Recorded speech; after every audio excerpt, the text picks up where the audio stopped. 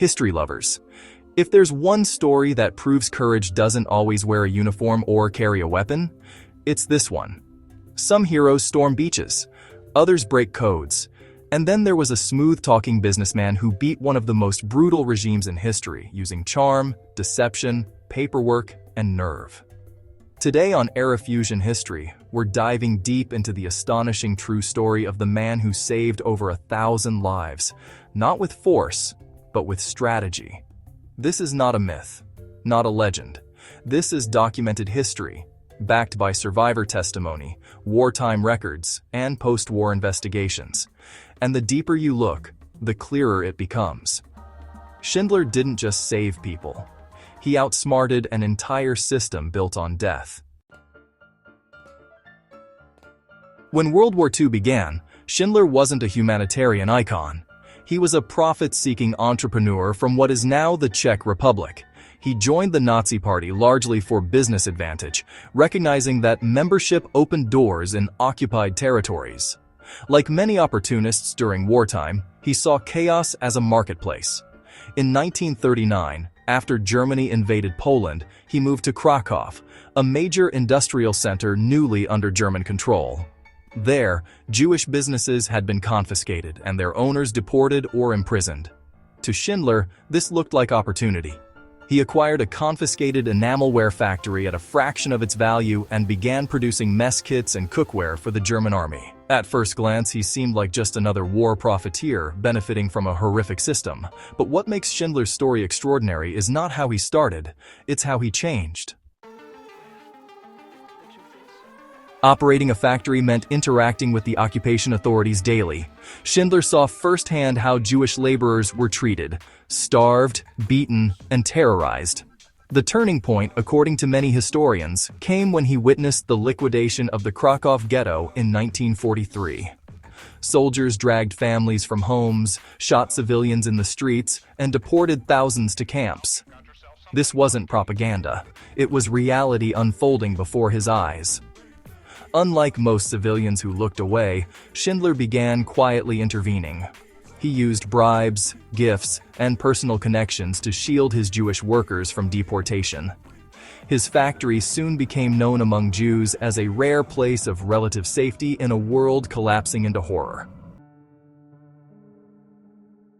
Schindler's first brilliant tactic was simple but genius: make his workers indispensable. Under Nazi policy, Jews deemed essential to war production were temporarily spared deportation.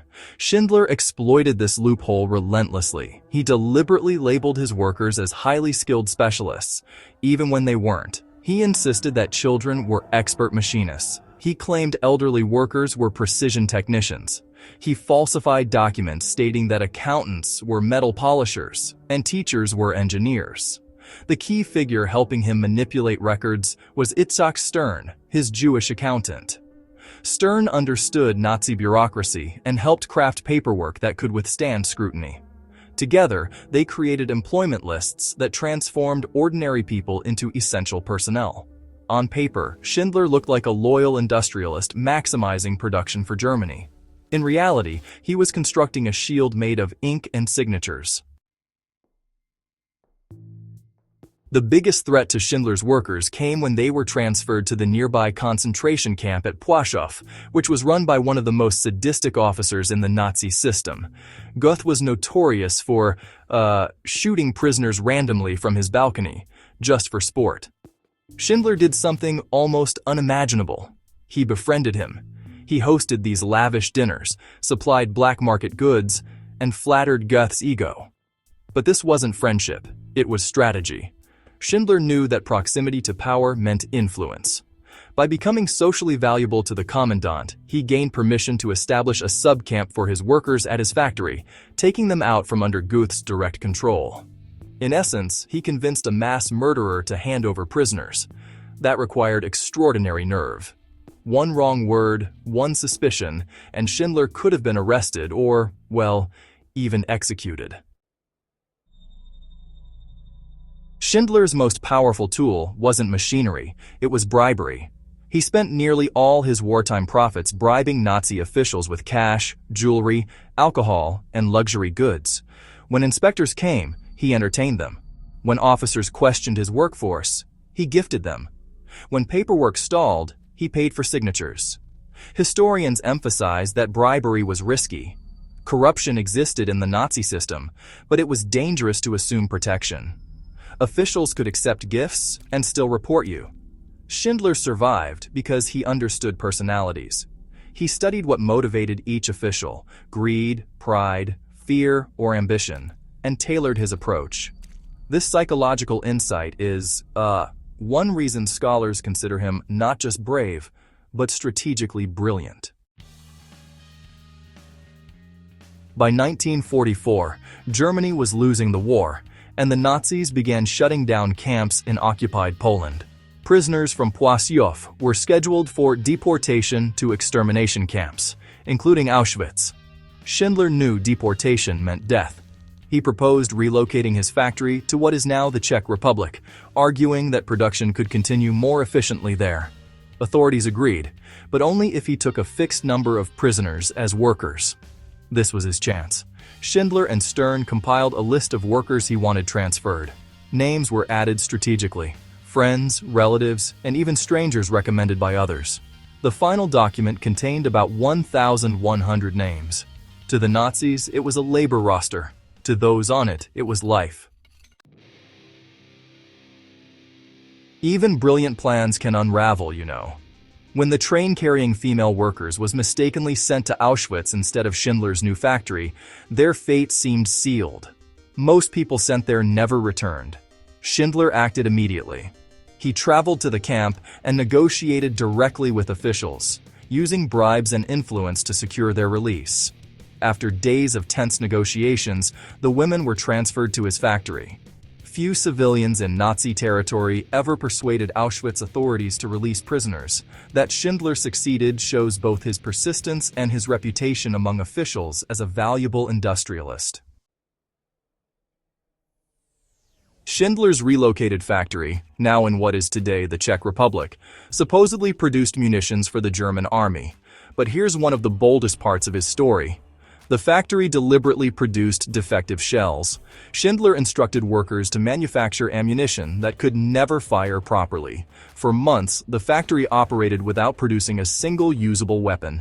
He falsified production reports to hide the truth from inspectors. So not only was he saving lives, he was quietly sabotaging the Nazi war effort. This was an act of resistance disguised as compliance.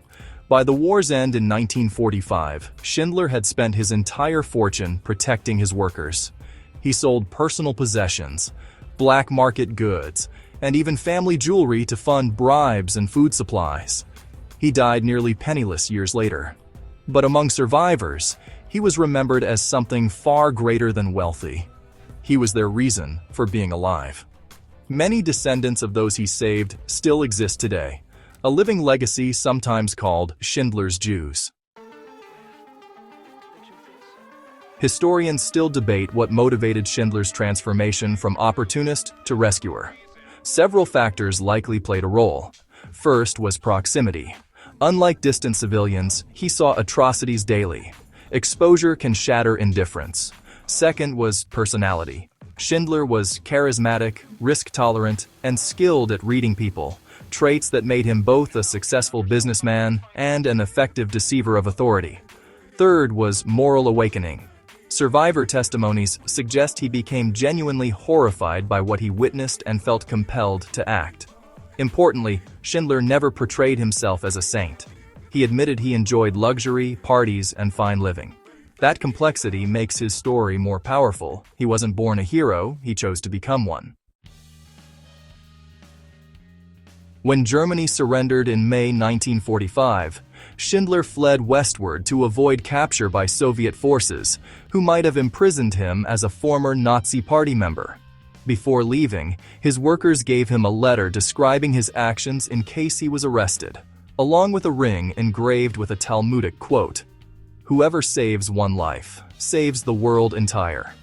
After the war, Schindler struggled financially and, relied on support from survivors he had saved.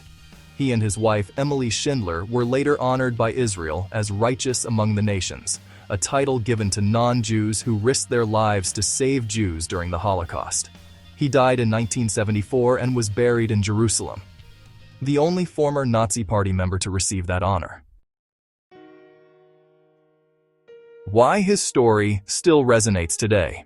Schindler's legacy reached global audiences largely through the 1982 novel by Thomas Keneally and the later film adaptation Schindler's List.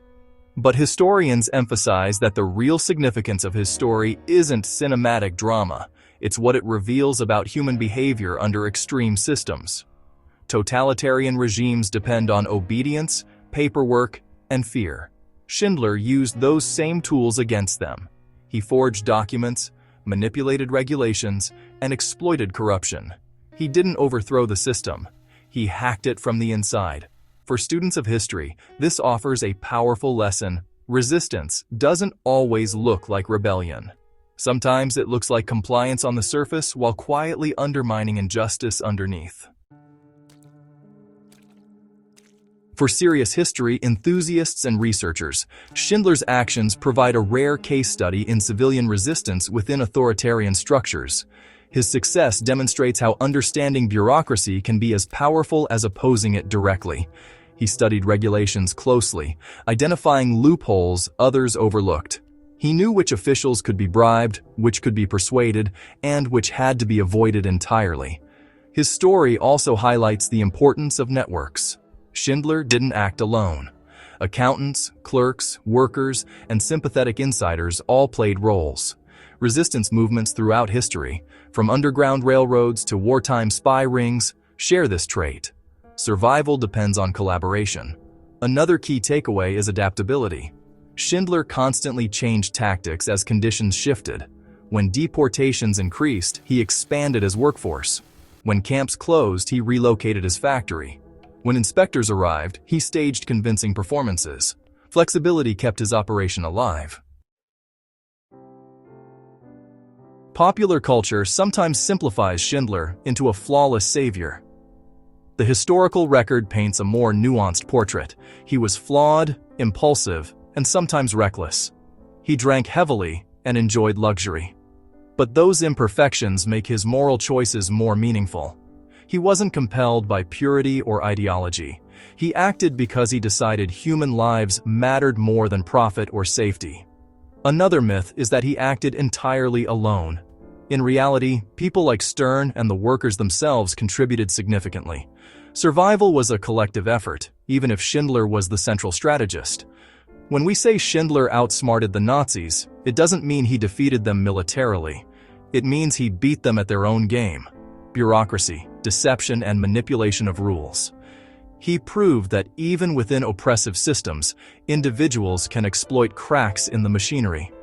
His story challenges a common assumption that ordinary people are powerless under tyranny. Schindler shows that intelligence, courage, and timing can create space for moral action, even in the darkest circumstances. For historians and enthusiasts, that's the real treasure hidden in this story. Not just what happened, but how it happened. If you take one lesson from Schindler's life, let it be this. History isn't only shaped by generals and presidents. Sometimes it's shaped by someone who understands paperwork better than power, persuasion better than force, and timing better than luck. Schindler didn't storm a battlefield. He filled out forms. He signed documents. He hosted dinners. He told lies to villains and truths to victims. And through those seemingly ordinary acts, he saved more than 1,000 lives. That's not just history. That's proof that courage can be strategic. If you enjoyed this deep dive and want more powerful, untold, and mind-blowing historical stories, make sure to subscribe to ERAFUSION History. Share this with fellow history lovers and keep exploring the past, because history isn't dead. It's waiting to be discovered.